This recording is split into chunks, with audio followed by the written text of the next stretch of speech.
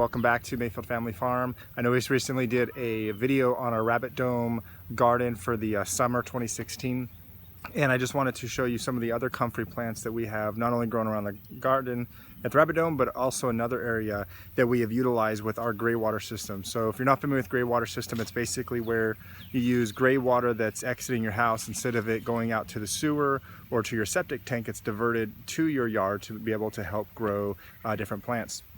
So the Greywater system we have currently set up is through our washing machine. So all of the wash machine water, instead of it draining out through the sewer or through the septic, it comes out to our backyard to a drainage area where it basically bubbles up out of the ground, and we're able to plant around that and then also divert the excess water from that to other areas. And so I'm going to show you guys how that is working and how our comfrey is growing there.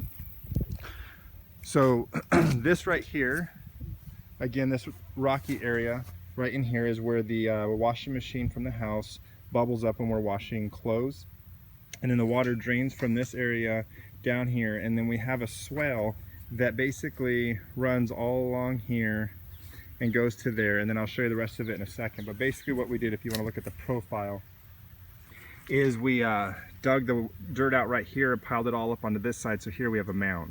So the idea with the swell is because this is the way the water flows, so even when it rains and stuff, all the water will flow to here and land in this swell and then move out that way. The problem we had, and I'll back up to show you, is with our gate right here, before we put in this swell, all the water every time it rained would come and sort of set in this shallow area, and so this would all become muddy, which it still does a little bit, but not nearly as bad.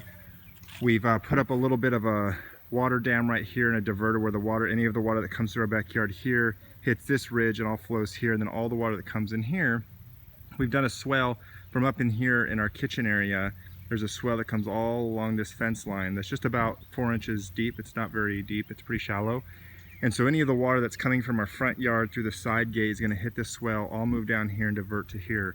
So it helps keep our yard dry, because eventually this area we're going to do, so we have our rabbit dome right here, we're going to do another 16-foot dome right here, and then right here is going to be a pond that we're going to do out of a old jacuzzi or spa tub, and that dome will be essentially a greenhouse for our aquaponic system, and the pond here will just be a decorative pond, but it'll actually serve as the tank for our aquaponic system. So all of our fish will be growing here that we'll be able to eat.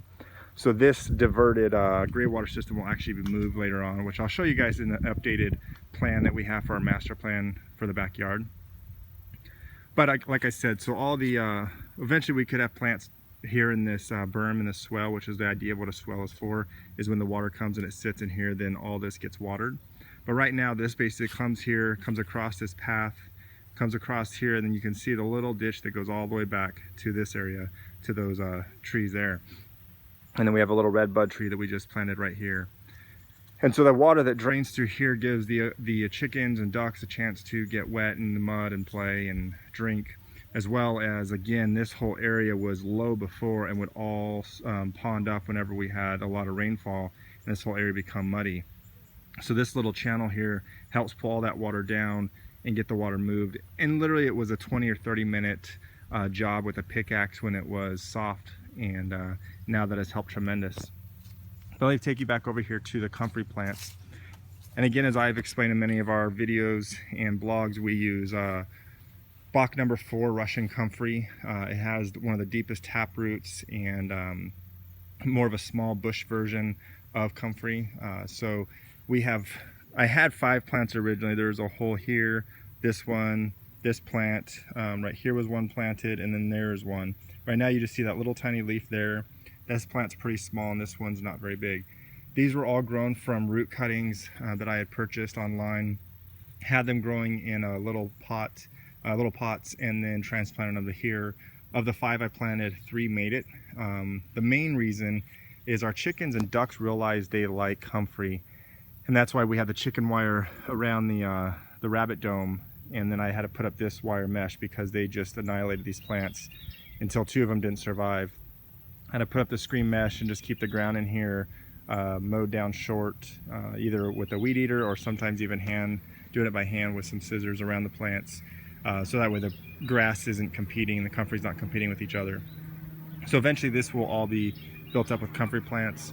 Now, one thing to caution you guys with comfrey, if you're considering it, is when you plant it, you pretty much can't get it to go away wherever it's at, because it is propagated through root cuttings. So if you go in and you try and dig it up, every time you chop a root, new plants are going to grow there. So if you're considering planting it on your farm or homestead or in your garden, just know that it's going to